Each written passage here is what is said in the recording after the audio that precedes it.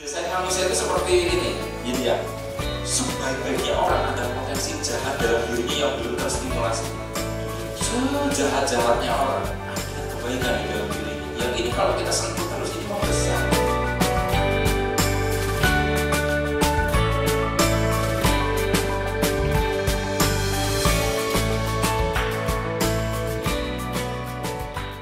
Assalamualaikum warahmatullahi wabarakatuh. Jumpa lagi kita berjumpa dengan saya Arif Rahutomo atau Arif RH dalam rekaman video iseng reborn. Ya, teman-teman, dalam video kali ini tema yang saya bahas adalah dimensi syariat Newtonian versus dimensi, panjang ini judulnya, hakikat kuantum. Kayak gitu judulnya ya.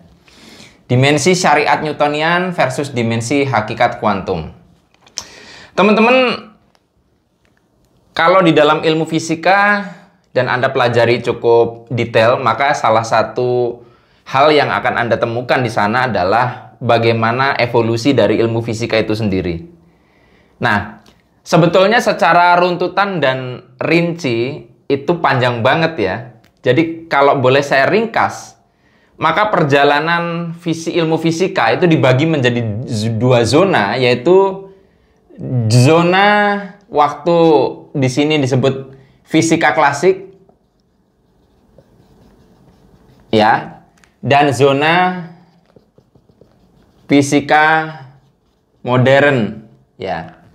Zona fisika klasik dan zona fisika modern. Nah, modern fisika klasik ini yang sering digunakan sebagai judul labelnya adalah Newton sebagai salah satu bapak yang bermain di area fisika klasik. Dan di sini yang umumnya tidak menggunakan nama penemu atau nama ilmuwan. Kalau ini kan Newton kan dari Sir Isaac Newton ya. Kalau fisika modern itu sebetulnya dibagi menjadi dua area, yaitu fisika relativitas dan fisika kuantum. Kalau relativitas ini identik dengan Einstein. Nah, di sini kuantum ini banyak banget. Perlu Anda ketahui bahwa di awal-awal kemunculan fisika kuantum, bahkan seorang Albert Einstein itu mendebat, ya, yang akhirnya terbantahkan melalui penelitian-penelitian yang dibuktikan di laboratorium. Jadi Einstein itu bantah, tetapi dia tidak ngeyel. Oke, saya bantah, tapi lihat penelitiannya seperti apa. Setelah di laboratorium terbukti, Einstein dengan besar hati menerimanya. Jadi memang dia seorang yang rasional ya. Jadi sikapnya ilmiah, nggak cuma ngeyel doang kayak gitu. Saya nggak mau bahas tentang ini detailnya. Nah, fisika modern itu kalau kita bicara tentang spiritualitas, kita akan lebih banyak gunakan kosakata fisika kuantum ya. Walaupun sebetulnya fisika relativitas juga bisa kita kaitkan dengan spiritualitas. Tapi nanti ya, sekali lagi ini video berusaha saya buat sependek mungkin. Oke, nah, jadi kalau dari judul kan kita lihat di sini ada Newtonian sama kuantum. Lalu apa kaitannya dengan syariat dan hakikat? Nah, gini, jadi teman-teman, fisika Newtonian itu membahas hal-hal yang nampak atau tulisannya nampak ini secara visual tentunya ya, mata dengan mata telanjang. Kuantum ini yang tidak nampak. Jadi gampangannya begini, kalau fisika klasik Newtonian itu lebih banyak bicara tentang kalau misalkan spidol ini saya jatuhkan, apa yang akan terjadi? Kalau misalkan sebuah batu digelundungkan, apa yang terjadi? Nah, jadi membahas hal-hal yang memang terlihat ya, yang secara fisik itu bisa diobservasi. Nah, tetapi kalau fisika kuantum itu dia membahas hal-hal yang tidak semudah itu dilihat dengan mata telanjang biasa. Jadi, fisika kuantum membahas hal-hal yang lebih halus.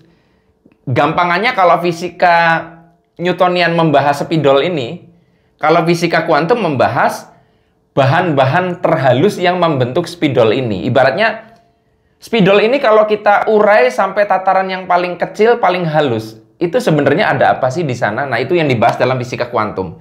Nah, teman-teman, ini sebenarnya sangat sangat mirip dengan bagaimana kosakata dalam spiritualitas ada syariat, ada hakikat. Kalau misalnya dalam agama tuh ada aturan-aturan, ada ritual dan sebagainya. Tapi di balik ritual, di balik aturan tuh ada esensi di balik itu, ada pemahaman di balik itu. Nah, Newtonian dengan kuantum itu adalah dua hal yang saling kontra. Nanti saya jelaskan syariat hakikat, kita bicara dulu tentang Newtonian dan kuantum. Fisika Newtonian dan fisika kuantum itu dua ilmu yang sebetulnya saling bertabrakan. Bener, saling bertabrakan. Sehingga kita, kalau misalkan saya ngomong fisika kuantum dan otak Anda masih fisikanya fisika Newtonian, itu nggak akan bisa nyambung dengan saya. Karena memang itu wilayah yang sangat berbeda. Yang menarik adalah dua-duanya benar di wilayahnya. Jadi dengan ketika saya bicara fisika kuantum, saya tidak boleh mengatakan bahwa fisika Newtonian itu salah. Nggak bisa, karena hukum-hukum yang berlaku di zona halus dengan di zona kasar itu tidak sama. Makanya rumus-rumusnya pun berbeda, sehingga keduanya digunakan untuk saling melengkapi, teman-teman. Ya, jadi kita bahas beberapa contoh perbedaan. Ini fisika Newtonian, ini fisika kuantum ya. Ini saya catat beberapa. Contohnya kalau di fisika Newtonian tuh di sini kita bisa menemukan lebih cenderung pasti, kepastian, pasti. Nah, kalau di fisika kuantum itu ketidakpastian. Ya, uncertainty principle. Ya, kalau kata Werner Heisenberg kalau nggak salah. Kemudian, nanti saya bahas satu-satu. Di sini terpisah.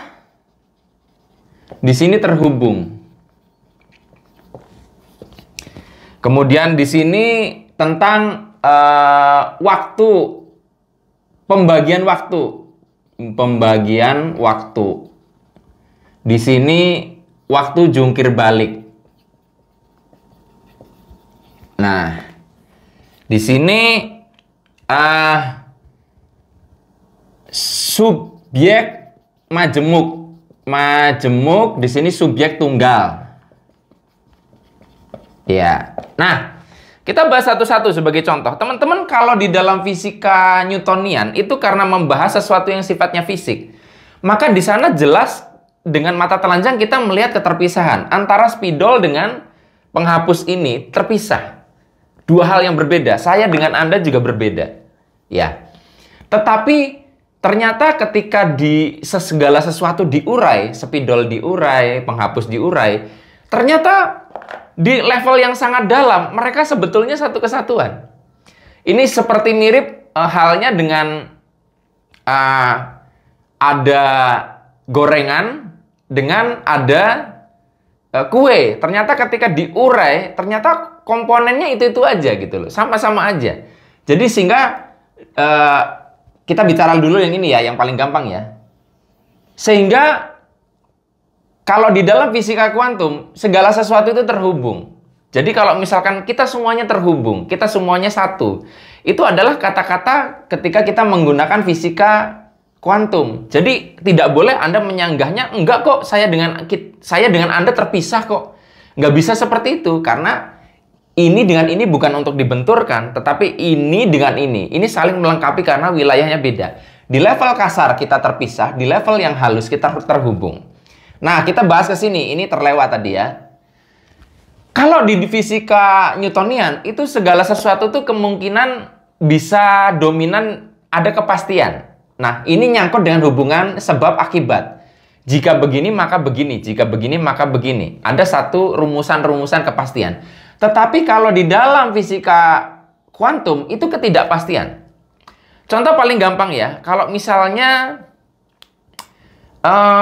Di dalam pendekatan fisika Newtonian, Anda bisa menemukan model-model atom yang misalnya contohnya proton dengan neutron di tengah gitu kan, terus nanti ada lingkaran-lingkaran rotasi orbit yaitu elektron yang memutari. Anda pernah melihat seperti itu ya? Itu nggak salah. Itu adalah ketika Anda memahami struktur atom menggunakan fisika Newtonian, fisika klasik. Tetapi ketika Anda memahaminya dengan fisika kuantum, bahkan sebenarnya fakta aslinya, kita tidak akan pernah bisa menemukan elektron sampai kita berusaha untuk mengukurnya. Artinya, tidak pasti apakah elektron itu ada atau tidak. Nah, Anda bisa cari itu. Kalau Anda nggak nyandak ya wajar ya, karena ini ilmu yang cukup berat untuk dipahami orang awam. Tapi intinya nanti di belakang. Jadi saya harus prolog sekilas dulu sebelum kita bicara syariat dan hakikat. Nah, kemudian di sini ada pembagian waktu. Ya, contoh paling gampang kita ada kemarin, kemudian hari ini dan besok. Masa lalu, saat ini, masa depan. Kan seperti itu pembagiannya.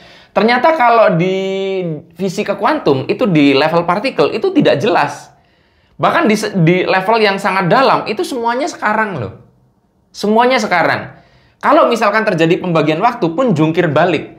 Jadi, kalau di dalam fisika Newtonian yang namanya masa lalu, baru sekarang, baru masa depan, gitu kan urutannya. Kalau di sini enggak, masa depan bisa menyebabkan masa lalu, bukan masa lalu bisa menyebabkan masa depan, bisa dua arah. Pusing enggak? Jadi, seperti ini yang terjadi, teman-teman.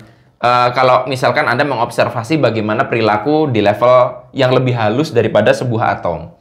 Kemudian, subjek majemuk. Di sini misalkan ada aku, dia, kamu, mereka gitu kan, majemuk ya. Gue, lu, kalian kan kayak gitu.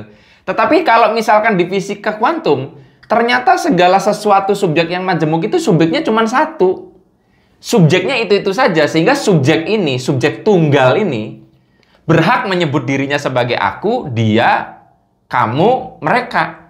Karena semuanya dirinya sendiri. Jadi bayangkan seperti Anda berada di dalam sebuah cermin kaca, ruangan kaca yang di situ banyak sekali cermin, itu kan Anda terproyeksi di mana-mana. Maka Anda berhak mengatakan gue, lu, ya, mereka, kalian. Padahal semuanya Anda. Nah, nanti kita akan bahas tentang ini. Teman-teman, kita bisa melihat bahwa kalau di dalam realitas kehidupan yang tentunya diatur oleh dimensi syariat ya. Nah, ini nyangkutnya di sini nih. Syariat hakikat. Kita lihat di sini contohnya ada benar salah. Ada hak batil ya. Contoh paling gampang, seorang yang mencuri itu benar atau salah? Maling itu. Salah kalau di dimensi syariat, sehingga dia harus dihukum. Tetapi secara hakikat semua sudah benar adanya. Ingat, semua sudah benar adanya. Karena kalau misalkan kita lihat dari kacamata yang lebih luas di dimensi hakikat, bahkan nyamuk pun itu bisa menggerakkan terciptanya pabrik untuk obat nyemprot nyamuk yang itu membuat ekonomi bergerak karena di situ ada pabriknya dan ada pekerjanya dan sebagainya dan sebagainya. Seorang maling itu bisa menggerakkan adanya polisi. Kalau tidak ada kejahatan, tidak ada kepolisian, tidak ada aparat hukum. Jadi di level syariat, ini ada benar salah. Di level hakikat, memang ya sudah benar adanya. Jadi ketika saya ngomong tentang segala sesuatu itu pada hakikatnya benar, lalu Anda menanggapinya, ya nggak bisa, harus tegas benar salah. Loh, Anda membenturkan ketika saya lagi ngomong di wilayah hakikat dengan Anda membenturkannya di wilayah syariat. Nggak begitu. Oleh karenanya, makanya saya pernah bikin video tentang kesadaran paradok. Ketika ada seorang yang melakukan kesalahan, kita hukum dia itu untuk wilayah syariat. Tetapi di hakikatnya, semua sudah benar adanya. Memang ini harus terjadi, maka dia perlu dimaafkan. Jadi, kita memaafkan orangnya, tetapi kita menghukum perilakunya. Itu yang saya sebut paradoks. Ini nggak boleh dicampur-campur begini. Nah, contoh paling gampang untuk buat Anda yang mungkin beragama Islam ya, yang tidak beragama Islam, Anda bisa cari referensi. Saya pun tidak akan cerita detail. Kan ada satu riwayat di mana Nabi Musa berguru sebentar dengan Nabi Khidir, dan di situ seingat saya ada satu kejadian di mana Nabi Khidir itu melubangi perahu, ya. Ada juga Nabi Khidir membunuh seorang anak. Nah, waktu itu kan dalam kacamatanya Nabi Musa, loh ini kok orang baik-baik saja, kenapa dibunuh sama Nabi Khidir? Ternyata, kata Nabi Khidir, ketika nanti besar, anak ini akan melakukan sebuah kejahatan yang lebih besar lagi, sehingga harus dibunuh sekarang. Nah, ketika anggap saja Nabi Khidir itu hidup di zaman sekarang, dia membunuh seorang anak, itu salah nggak? Dalam dimensi syariat, salah. Kalau misalkan Nabi Khidir itu hidup di NKRI, tetap dia akan dipenjara, diadili. Tetapi secara hakikat yang dilakukan dia benar. Konon katanya Seseti Jenar itu secara syariat dia salah, tetapi secara hakikat dia benar. Makanya teman-teman semua harus bisa memahami dua dimensi ini. Oleh karenanya ketika misalkan ada orang yang bicara tentang dimensi hakikat, lalu Anda menanggapinya dengan syariat, itu sampai kapanpun tidak akan pernah ketemu. Karena itu dua hal yang berbeda. Seperti Anda membincangkan antara fisika kuantum dengan fisika Newtonian. Nggak akan ketemu. Yang satu bicara yang nampak, yang hukum-hukum fisikanya berbeda dengan yang tidak nampak. Nggak akan ketemu. Nah, sampai sekarang juga sama kan. Anda bisa lihat orang yang terlalu sibuk dengan syariat, biasanya tuh agak nggak nyambung kalau diajak ngobrol tentang hakikat ya. Ketika saya ajak bicara tentang ketuhanan gitu, itu nggak selalu nyambung karena itu udah bicara tentang sesuatu yang latif, yang halus. Itu dimensi kuantum, dimensi hakikat, bukan dimensi syariat lagi. Nah, tapi saya kadang memotong-motong penjelasan ini dalam video yang terpisah. Contohnya ketika saya mencoba untuk menjelaskan tentang takdir ya. Nah, kalau secara fisika Newtonian, ini fisika kuantum ya. Fisika Newtonian ya, maka di sini boleh dikatakan takdir itu sudah ditetapkan. Takdir manusia itu sudah ditetapkan. Kita nggak punya free will. Kalau dalam kacamata ini, semua sudah ditetapkan. Tapi dalam kacamata fisika kuantum, semuanya probabilitas. Alias kita punya free will. Kita punya kesempatan untuk mengubah itu. Nah, ini kan membingungkan kan? Berarti kalau alam semesta itu sebenarnya kombinasi antara sesuatu yang bisa dikaji lewat fisika Newtonian dan sebagian lagi bisa dikaji dengan fisika kuantum. Maka sebenarnya kalau kita lihat fenomena takdir ya benar-benar membingungkan. Di level nampak semua sudah ditetapkan, tapi di level yang tidak nampak semua masih probabilitas. Artinya, kalau kita ingin mengubah takdir, maka bermainlah di wilayah yang tidak tampak ini. Apa? Wilayah kesadaran. Makanya ada sebuah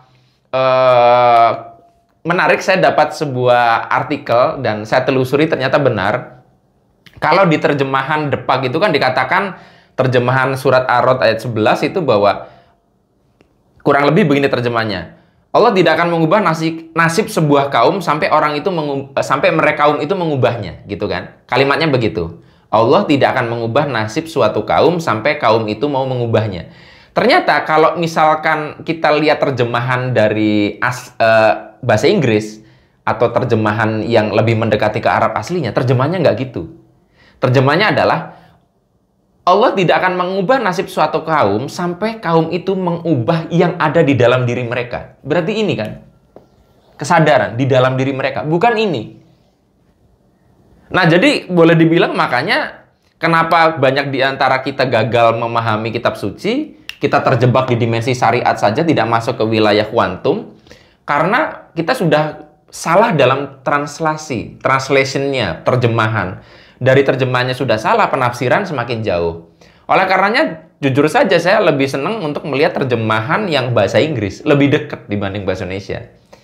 Ya, itu terus terang sih memang yang begitu bunyinya tuh yang terjemahan pada umumnya. Depak juga salah satunya begitu terjemahannya. Jadi teman-teman bisa cross check yang saya katakan ini karena saya sudah meng-cross check ke beberapa sumber. Nah, teman-teman semua, jadi memang membahas wilayah syariat dan hakikat ini memang tidak semudah itu. Ya. Saya pernah katakan tentang paradoksnya diri kita bahwa secara fisik kita tuh ada di sini, tetapi secara non-fisik, jiwa kita, pikiran kita itu tidak hanya di sini, tapi bisa di mana-mana. Nah, kita sendiri saja paradoks gitu loh. Jadi, dimensi fisik kita itu perwakilan dari fisika Newtonian, sementara diri kita yang non-fisik adalah perwakilan dari fisika kuantum. Dan itu menjadi satu. Alam semesta juga seperti itu. Makanya kadang bisa diprediksi, kadang tidak. Kadang bisa X plus Y sama dengan XY misalnya. Atau X 1 plus 1 sama dengan 2. Tapi di lain waktu yang bekerja adalah kemungkinan alias bukan kepastian. Nah, teman-teman dengan keadaannya seperti ini, makanya saya bilang kenapa kebenaran yang tidak terbantahkan itu menurut saya adalah kita nggak tahu apa-apa. Karena baru membahas dua wilayah paradok itu aja sudah tidak tahu. Nah, yang menarik adalah fenomena Tuhan itu dibalik realitas ini. Jadi kalau misalkan Anda ingin melihat realitas Tuhan, Anda harus melihat sesuatu yang lebih halus dari bahan pembentuk spidol ini. Tapi yang menarik adalah kalau dalam fisika kuantum ditemukan, ternyata bahan dasar yang membentuk segala sesuatu secara fisik itu akan selalu mengikuti prasangka. Artinya, kita tidak akan pernah bisa menjangkau realitas ketuhanan. Karena kita selalu punya prasangka. Sementara bahan dasar pembentuk semesta selalu mengikuti prasangka. Nah, oleh karenanya, itu yang saya katakan, Anda yang mengatakan hakul yakin, itu akan menemukan keyakinan Anda sendiri sebetulnya. Tidak menemukan realitas aslinya. Oleh karenanya, satu-satunya cara untuk bisa memahami realitas Tuhan adalah kita harus menghapus penilaian, menghapus prasangka, menghapus judgement, menghapus dugaan. Tanpa pikiran, kalau bahasa Jawanya suwung, 0, 0. Tapi repotnya adalah ketika Anda sudah memahami realitas itu dan Anda berusaha menceritakannya kepada orang lain, Anda nggak bisa suwung lagi. Anda harus berkata-kata dan terjadilah distorsi, delesi, generalisasi. Terus begitu. Realitas ketuhanan, realitas kuantum yang sulit untuk dijelaskan dengan bahasa Newtonian. Nggak nyambung. Jadi, lebih baik Anda mengalami sendiri. Oleh karenanya teman-teman, segala kesulitan yang Anda dapatkan ketika Anda menonton video itu sebuah kewajaran karena ada hal-hal yang harus Anda alami sendiri, tidak bisa Anda pelajari hanya dengan kata-kata atau hanya dengan menonton video. Mudah-mudahan bermanfaat. Sampai ketemu lagi dalam rekaman video Iseng Reborn yang selanjutnya. Saya akhiri, billahi taufiq wal hidayah. Wassalamualaikum warahmatullahi wabarakatuh. See you.